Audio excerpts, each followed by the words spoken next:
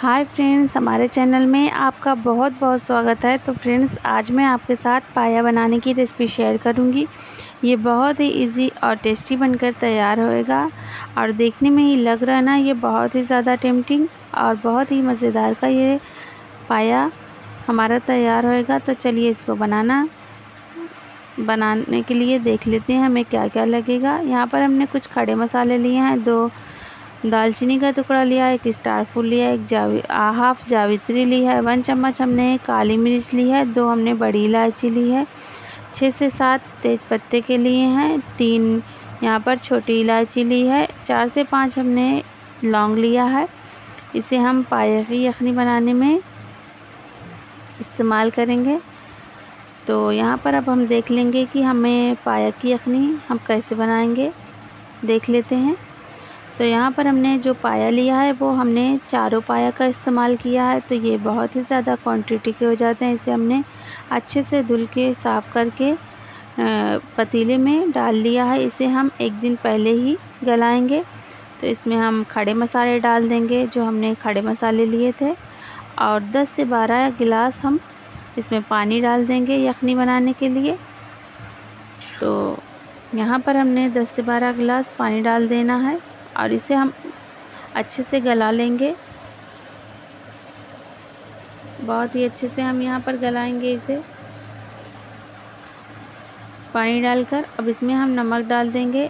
नमक हम यहाँ पर 2 चम्मच डालेंगे और आप अपने टेस्ट के हिसाब से ही इस्तेमाल करें। जितना आपका पाया रहे उसी हिसाब से आप नमक का इस्तेमाल करें। और यहाँ पर इसका हम मसाला तैयार कर लेंगे। तो यहाँ पर हमने करी पत्ता लिया है और अदरक लहसुन लिया है। करी पत्ते के हमने 2 पत्ते लिए हैं, इससे बहुत ही अच्छा खुशबू और टेस्ट भी आता है। हरी मिर्ची ली है 10 से 12 और यहाँ पर हमने कांदा लिया है। कांदा हमने 800 ग्राम लिया है। टमाटर लिया है। टमाटर हमने यहाँ पर आधा किलो लिया है, आधा किलोग्राम। और टमाटर और कांदा इसमें ज़्यादा हम यूज़ करते हैं, क्योंकि जो हमारा जो पाया है वो बहुत ही ज़्यादा क्वांटिटी, इसलिए हम कांदा और टमाटर का इस्तेमाल ज़्यादा करते हैं। यहाँ पर हमने 1 कप तेल में खड़े मसाले लिए थे, जो हमने तेज पत्ता, बड़ी इलायची, दालचीनी ये सब लिए हैं, इसको डाल दिया है। और अदरक लहसुन का थोड़ा सा हमने यहाँ पर पेस्ट डाल दिया है और इसे हम अच्छे से भून लेंगे। तो बहुत ही अच्छे से भूनेंगे। यहाँ पर हमने अच्छे से जो अदरक लहसुन था उसे भून लिया। अब इसमें हम जो मसाला हमने रखा था बनाकर, पीसकर अच्छे से, उसको हम डाल देंगे। टमाटर, कांदा और अदरक लहसुन, मिर्ची और करी पत्ता जो हमने उसे अच्छे से पीस लिया था वो डाल दिए हैं।